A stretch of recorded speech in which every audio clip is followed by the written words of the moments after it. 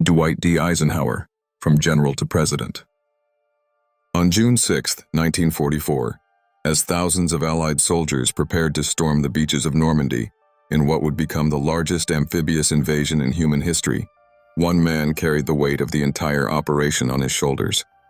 General Dwight D. Eisenhower had just sent over 150,000 men into battle, knowing that many would never return home.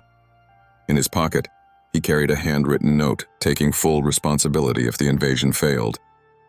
But what most people don't know is that this commanding general, who would change the course of World War II and later become President of the United States, was almost never given the chance to lead at all. Dwight David Eisenhower was born on October 14, 1890 in Denison, Texas, but grew up in Abilene, Kansas, in a modest white frame house with his 6 brothers. The Eisenhower household wasn't wealthy by any stretch. His father, David, worked at a creamery, and his mother, Ida, was a deeply religious woman who belonged to a pacifist sect called the River Brethren. The irony wasn't lost on anyone that this woman, who believed in nonviolence, would raise a son who would become one of history's greatest military commanders. Young Dwight, who everyone called Ike, was a scrapper from the beginning. He had a fierce temper as a child, and one Halloween night when he was 10 years old, his older brothers were allowed to go trick-or-treating, but Ike was told he was too young.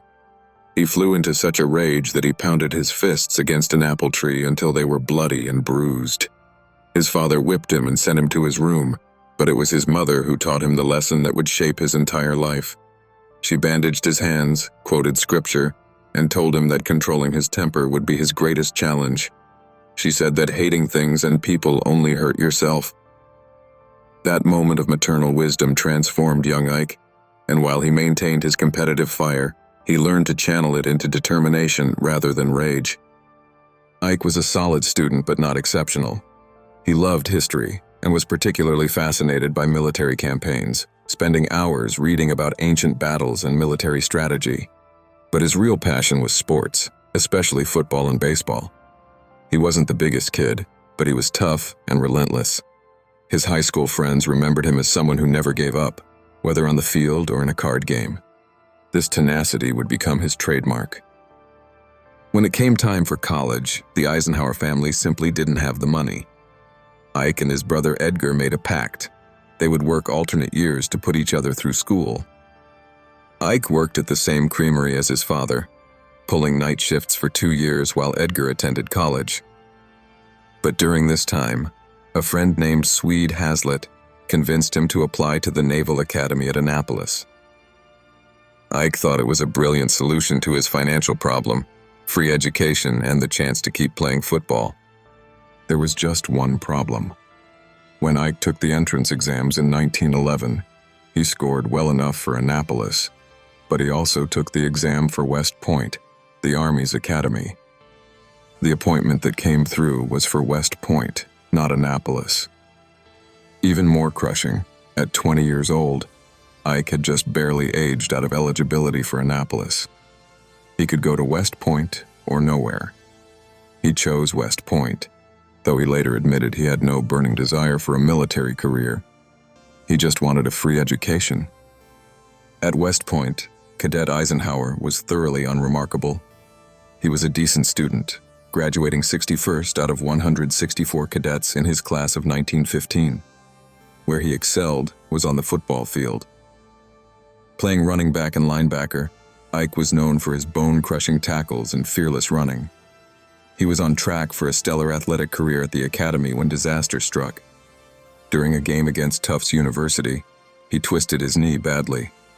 He tried to play through it, but a subsequent injury in a riding accident ended his football career entirely. It was devastating. Without football, West Point lost much of its appeal. His grades suffered, and he racked up enough demerits to graduate 125th in discipline, meaning he was known more for breaking rules than following them. But something interesting happened during those 4 years. His classmates, the men who lived with him, competed with him, and studied alongside him, saw something special. When the yearbook committee wrote about each graduating cadet, they said of Eisenhower, "This is Senior Dwight David Eisenhower, the terrible Swedish Jew, as big as life and twice as natural." We say goodbye to Ike with regret.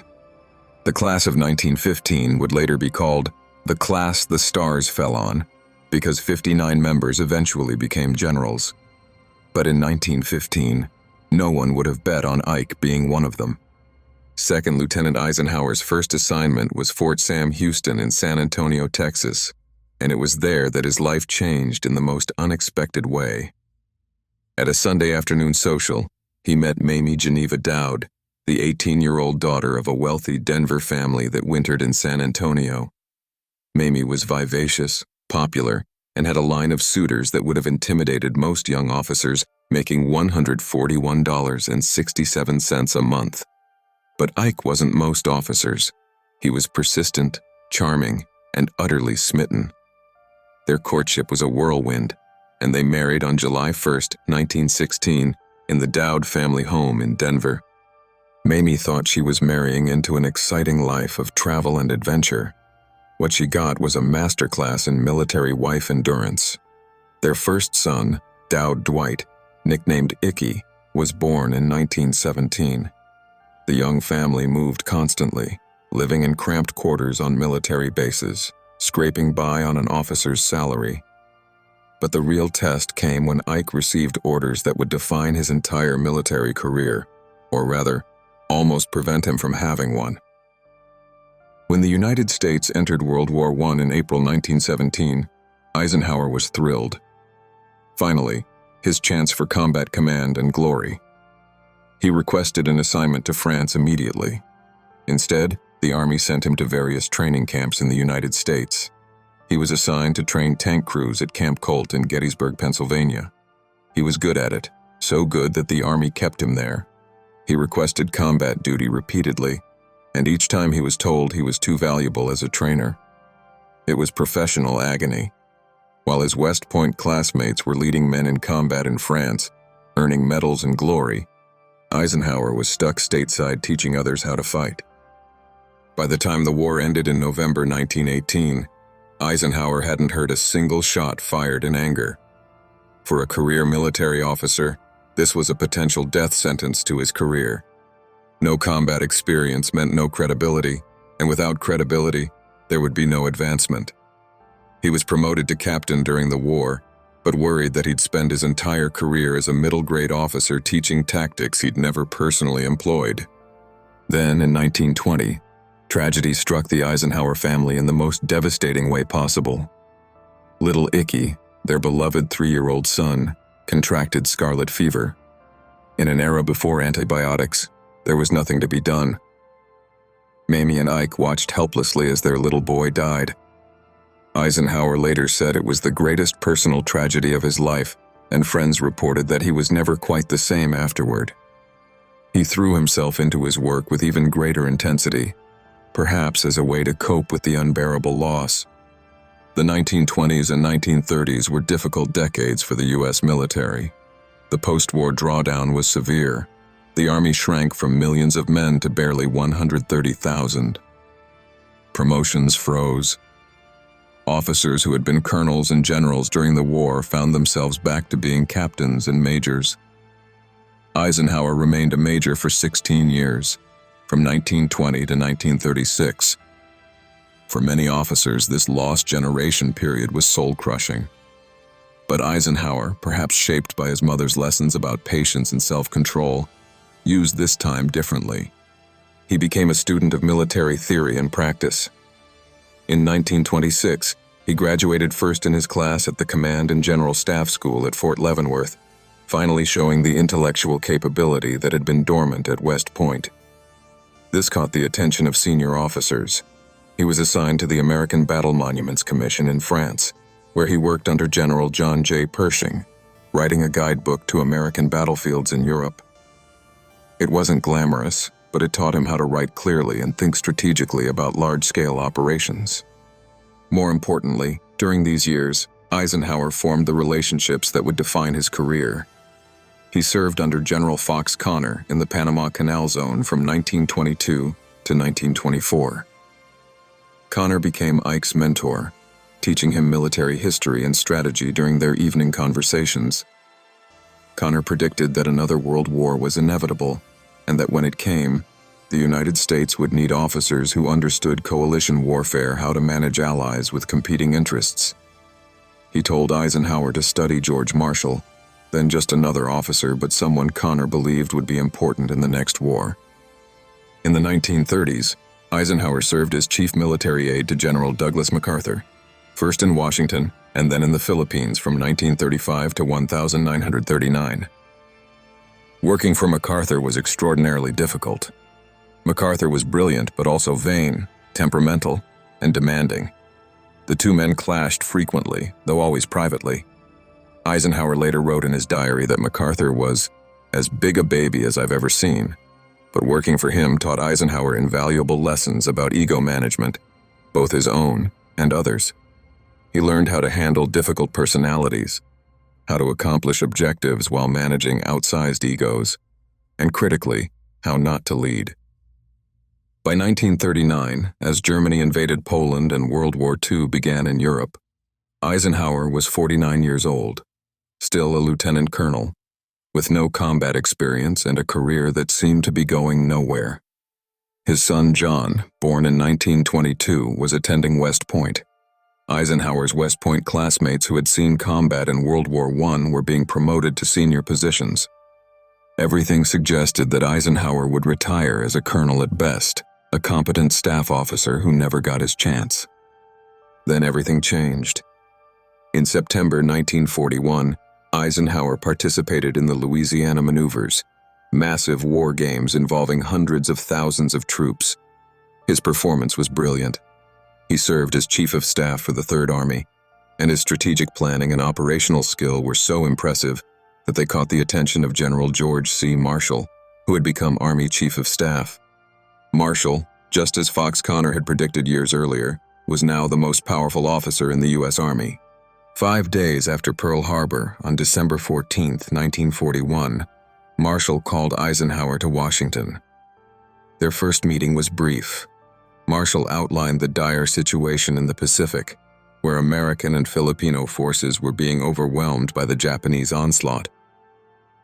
He asked Eisenhower what should be done. Eisenhower asked for a few hours to think. When he returned, he gave Marshall a clear, realistic assessment. The Philippines would fall.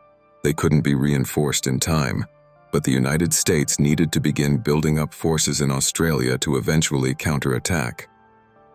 Marshall listened, then said 3 words that changed everything. I agree. Do it. Eisenhower was promoted to Brigadier General and put in charge of the War Plans Division, which was soon renamed the Operations Division. He worked killing hours, often sleeping on a cot in his office, helping Marshall plan America's global strategy. He impressed everyone with his clear thinking, his ability to synthesize complex information, and his calm demeanor under pressure. In June 1942, less than 7 months after Pearl Harbor, Eisenhower was jumped over 366 senior officers and appointed commanding general of U.S. forces in Europe. He was now a 3-star general, and his meteoric rise shocked everyone, including him. But the real test was just beginning. In London, Eisenhower faced a nightmare scenario. He was commanding American forces, but had to coordinate with British forces, British commanders, and British political leadership. The Americans wanted to invade France as quickly as possible. The British, scarred by horrific losses in World War I, wanted a more cautious approach, operations in North Africa and the Mediterranean first. Churchill and Roosevelt were the ones making the ultimate decisions, but Eisenhower had to make their strategic visions work operationally while managing the massive egos and competing interests of commanders like Bernard Montgomery, George Patton, and others. Eisenhower's first major test came with Operation Torch, the invasion of North Africa in November 1942. It was a complicated operation, landing forces in Morocco and Algeria, dealing with Vichy French forces who might fight or might not, and trying to coordinate British and American forces who had different training, different equipment, and often different objectives.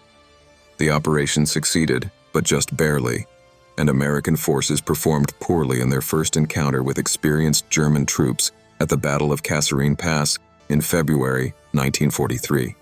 What Eisenhower did next demonstrated why Marshall had chosen him. Instead of making excuses, he took responsibility. He relieved commanders who weren't performing, promoted aggressive leaders like Patton, and instituted better training. He also did something that would become his trademark. He insisted on Allied unity. When British officers criticized American troops, or American officers criticized British forces, Eisenhower came down on them like a hammer. He told his officers that anyone who criticized their allies would be sent home immediately, regardless of rank. He meant it, and everyone knew it. The North Africa campaign ended in May 1943 with total Allied victory.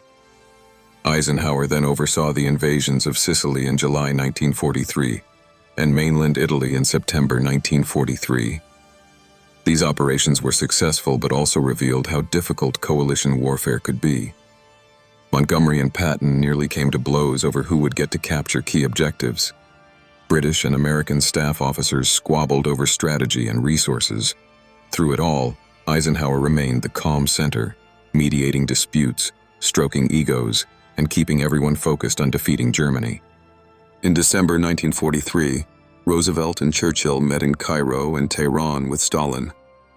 They made a final decision.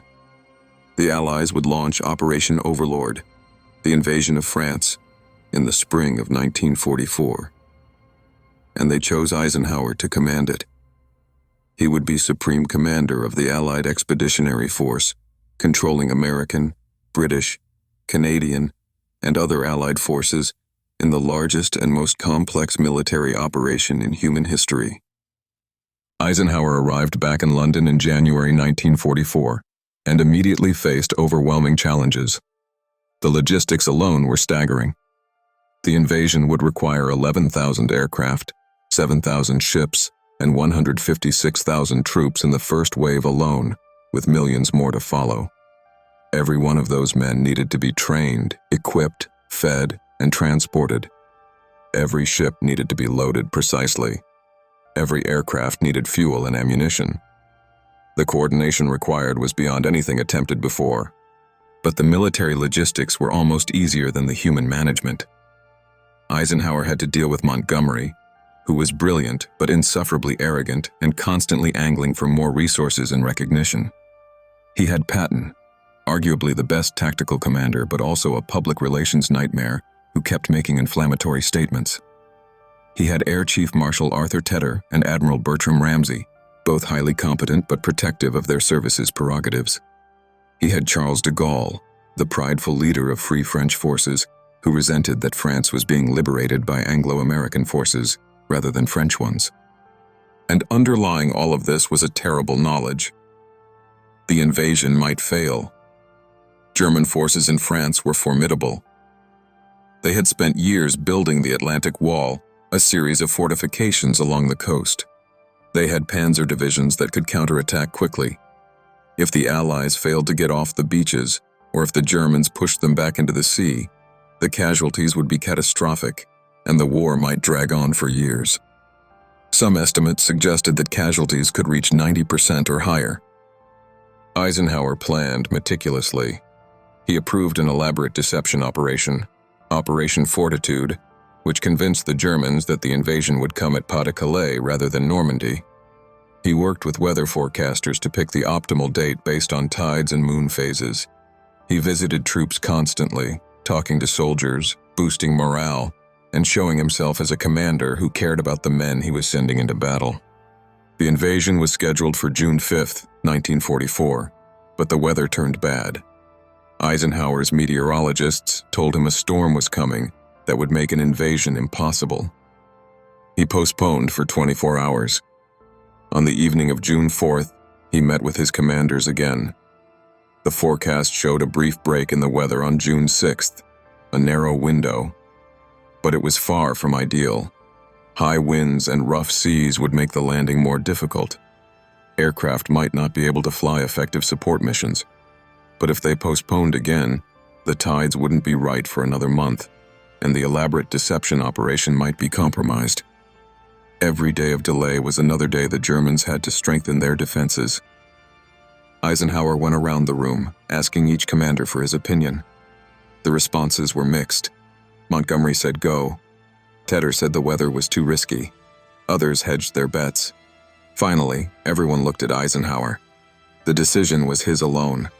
He sat there in silence, the weight of the entire war on his shoulders. Then he said simply, "Okay, we'll go." That night, Eisenhower wrote out a message on a small piece of paper to be released if the invasion failed. It read, "Our landings in the Cherbourg Havre area have failed to gain a satisfactory foothold, and I have withdrawn the troops. My decision to attack at this time and place was based upon the best information available. The troops, the air and the Navy did all that bravery and devotion to duty could do. If any blame or fault attaches to the attempt, it is mine alone." He dated it July 5th by mistake, his hand shaking, and put it in his pocket. On June 6th, 1944, Operation Overlord began. Eisenhower spent the night of June 5th visiting paratroopers of the 101st Airborne Division, who would be the first to jump into France. He walked among the men, their faces blackened with camouflage paint, talking to them, shaking hands, wishing them luck. One soldier recognized him and whispered to his buddy, "There's Ike." Soon, everyone knew the Supreme Commander was there. They crowded around him, and Eisenhower, this middle-aged man from Kansas who had never fired a shot in combat, talked to these young men about baseball and home and everything except what they were about to do. As their planes took off, Eisenhower stood on the airfield and saluted until the last aircraft disappeared into the darkness. Those around him reported that he had tears in his eyes. The invasion succeeded, but just barely. American forces at Omaha Beach faced murderous fire and nearly failed to get off the beach. Casualties were horrific. British and Canadian forces at other beaches had better success, but still faced fierce resistance. The airborne drops were chaotic, with paratroopers scattered across the countryside. But the Allies established their foothold and began pouring men and material into France. The next months were brutal. The hedgerow fighting in Normandy was slow and costly. Eisenhower faced constant criticism from Montgomery, who wanted more resources, and from Churchill, who worried about casualties. The breakout finally came in late July with Operation Cobra, and by late August, Paris was liberated. But then came new challenges. Montgomery pushed for a narrow front strategy, concentrating Allied forces for a single thrust into Germany.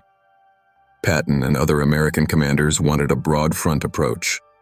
Eisenhower sided with the broad front, a decision historians still debate. In December 1944, the Germans launched a massive surprise counteroffensive in the Ardennes forest, what became known as the Battle of the Bulge. It was Hitler's last desperate gamble, and it caught the Allies completely off guard. The initial German assault created chaos, and some American units were surrounded. In a meeting with his commanders, Eisenhower refused to see it as a disaster. Instead, he told them the German offensive created an opportunity. The Germans had come out from behind their fortifications. If the Allies could contain the bulge and then counterattack, they could destroy German forces in the open. His confidence steadied his commanders, and within weeks, the German offensive was crushed. In March 1945, Allied forces crossed the Rhine River into the heart of Germany. The end was near, but Eisenhower faced one final political minefield. Churchill wanted Allied forces to race the Soviets to Berlin, believing that whoever captured the German capital would have political advantage in post-war Europe.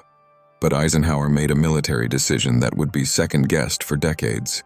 He decided that Berlin was not a significant military objective. Soviet forces were closer and would get there first regardless. More importantly, Roosevelt and Churchill had already agreed at Yalta that Berlin would be in the Soviet occupation zone after the war. Fighting for a city they would have to give up anyway would cost thousands of Allied lives for no military gain. He ordered American forces to stop at the Elbe River. On May 7, 1945, German representatives signed the unconditional surrender at Eisenhower's headquarters in Reims, France. The war in Europe was over. Eisenhower sent a simple message to the combined chiefs of staff. The mission of this Allied force was fulfilled at 0241 local time, May 7, 1945. After nearly 6 years of war, after millions of deaths, Europe was finally at peace. Eisenhower returned to the United States as a conquering hero. Ticker tape parades welcomed him in multiple cities. Congress awarded him a special gold medal. He was universally praised as the man who won the war. President Truman appointed him Chief of Staff of the Army, replacing Marshall. But Eisenhower found peacetime service frustrating. The rapid demobilization of forces, budget battles, and political infighting were not what he wanted after the clarity of wartime command. In 1948, Eisenhower retired from active duty and became president of Columbia University in New York. It was an odd fit. Eisenhower was not an academic, and he struggled to adapt to university politics and intellectual debates. But during this period, something interesting was happening. Politicians from both parties began approaching Eisenhower about running for president. He was immensely popular with the American public, he had demonstrated leadership at the highest level, and he had no partisan political baggage. Both Democrats and Republicans wanted him as their candidate. Eisenhower initially resisted. He believed in civilian control of the military and worried that running for office so soon after his military career would set a bad precedent. He also genuinely wasn't sure he wanted the job. But international events convinced him otherwise. In 1950, Truman appointed him Supreme Commander of NATO, the newly formed North Atlantic Treaty Organization. In this role, Eisenhower saw firsthand the growing tensions of the Cold War, the Soviet threat to Europe, and the importance of strong American leadership. By 1952, Eisenhower concluded that duty called again. He believed the Republican Party was drifting toward isolationism and that Senator Robert Taft, the leading candidate for the Republican nomination, would be a disaster for American foreign policy. He decided to run, not out of personal ambition, but because he believed the country needed him. It was a characteristically Eisenhower calculation, duty over desire. The 1952 campaign was brutal. Eisenhower's main primary opponent was indeed Taft, representing the conservative, isolationist wing of the Republican Party. The convention fight was intense, with backroom deals and dramatic floor fights over delegate credentials. Eisenhower ultimately won the nomination, but had to make peace with the conservative wing of the party. He chose Richard Nixon, a young senator from California, as his running mate to balance the ticket. The general election campaign revealed Eisenhower's political instincts. He was not a natural politician in the traditional sense. He didn't particularly enjoy giving speeches. He hated personal attacks, and he was uncomfortable with some of the partisan rhetoric. But he was extraordinarily good at connecting with ordinary Americans. His campaign slogan, "I like Ike," was simple and perfect. He promised to go to Korea to end the war there, a pledge that resonated with a war-weary public. He projected competence, experience, and calm leadership. His opponent, Adlai Stevenson, was an eloquent intellectual who gave brilliant speeches but came across as an elitist to many voters. Eisenhower won in a landslide, carrying 39 states and winning 55% of the popular vote. At age 62, the farm boy from Kansas, who had never held elected office, became the 34th President of the United States. Eisenhower's presidency, from January 1953 to January 1961, is often underestimated by historians, but it was remarkably consequential. He kept his promise about Korea, traveling there as president-elect and helping to negotiate an armistice that ended the fighting in July 1953. While not a perfect peace, it ended a war that had killed tens of thousands of Americans and millions of Koreans. Domestically, Eisenhower governed as a moderate Republican, what he called modern republicanism. He believed in fiscal responsibility and free enterprise, but also accepted that the federal government had important roles to play in American life. He didn't try to dismantle the New Deal programs of Roosevelt and Truman, understanding they were now permanent parts of American society. Instead, he focused on efficient management and balanced budgets, actually achieving 3 balanced budgets during his presidency, something rarely accomplished before or since. Perhaps his most lasting domestic achievement was the interstate highway system. Eisenhower had been impressed by the German Autobahn system during the war and believed America needed a similar network of high-quality roads for both economic development and national defense. The Federal Aid Highway Act of 1956 authorized construction of 41,000 miles of interstate highways, the largest public works project in American history to that point. This system transformed American life, enabling the growth of suburbs, changing patterns of commerce and travel, and reshaping the American landscape. On civil rights, Eisenhower's record was mixed. He personally disapproved of racial segregation, but believed that changing hearts and minds was more important than federal enforcement. However, when pushed, he acted decisively. In 1957, when the governor of Arkansas defied federal court orders to integrate Little Rock Central High School and a mob prevented 9 African American students from entering, Eisenhower federalized the Arkansas National Guard and sent in the 101st Airborne Division to enforce integration. It was the first time since Reconstruction that federal troops were deployed to protect African American civil rights in the South.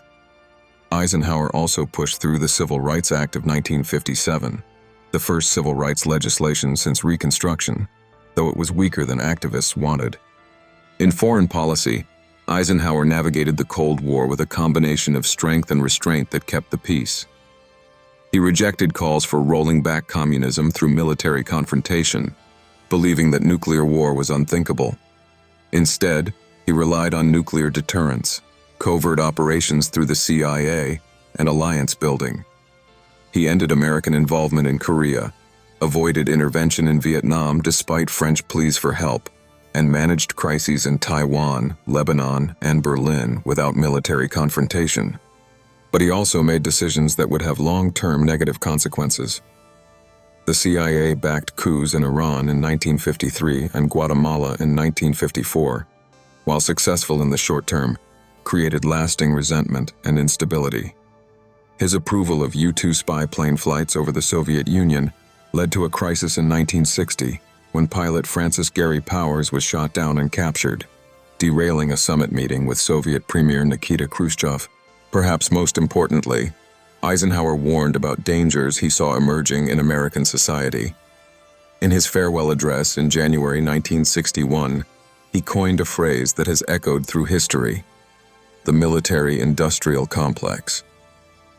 He warned that the conjunction of a massive defense industry and a huge military establishment was new in American experience, and that Americans must guard against its unwarranted influence. Coming from the Supreme Allied commander who had won World War II, the warning carried special weight. Eisenhower left office in January 1961, succeeded by the young John F. Kennedy, who at 43 was a generation younger. Eisenhower retired to his farm in Gettysburg, Pennsylvania, the only home he and Mamie ever owned. He wrote his memoirs, played golf, and enjoyed time with his grandchildren. He remained politically active, advising Presidents Kennedy, Johnson, and Nixon on various issues, particularly Vietnam. His health declined in his final years. He suffered his first heart attack in 1955 while president, then had several more after leaving office.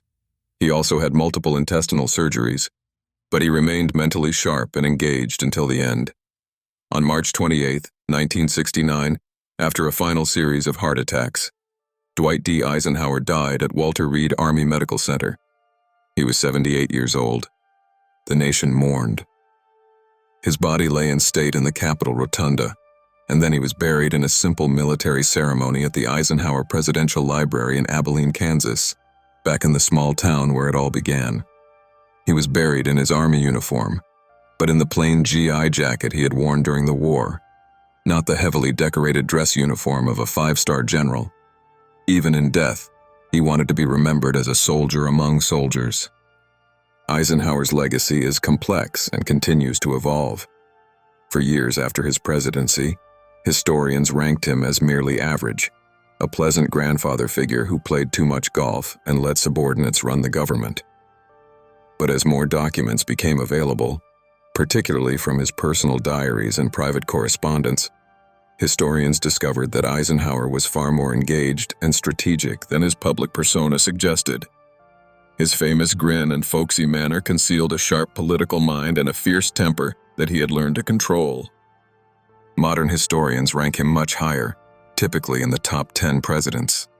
They credit him with keeping America at peace during dangerous Cold War years, building the interstate highway system, ending the Korean War, supporting civil rights when it was politically risky, and warning about the military-industrial complex. His management style, sometimes called hidden hand leadership, involved working behind the scenes while letting others take public credit or blame, was more sophisticated than it initially appeared. But perhaps Eisenhower's greatest achievement was something more fundamental. He demonstrated that military success and democratic values could coexist, that a supreme military commander could become a civilian president without threatening American democracy. In many countries, successful generals have seized power or refused to relinquish it. Eisenhower twice demonstrated American exceptionalism by following orders from civilian superiors during his military career, and then by peacefully leaving office at the end of his elected terms. The boy from Abilene who wanted to play football, who became a career officer stuck in middle ranks for decades, who had never commanded men in combat, became Supreme Allied Commander and led the greatest military operation in history. Then he became president and guided America through dangerous Cold War years while maintaining peace and prosperity. His life embodied American possibility, the idea that talent and hard work, combined with luck and timing, can elevate anyone to the highest levels of achievement. When Eisenhower penned that note taking responsibility if D-Day failed, he revealed the essence of his character. He was willing to accept complete blame for failure while giving others credit for success. This humility, combined with competence and calm under pressure, made him an exceptional leader in war and peace.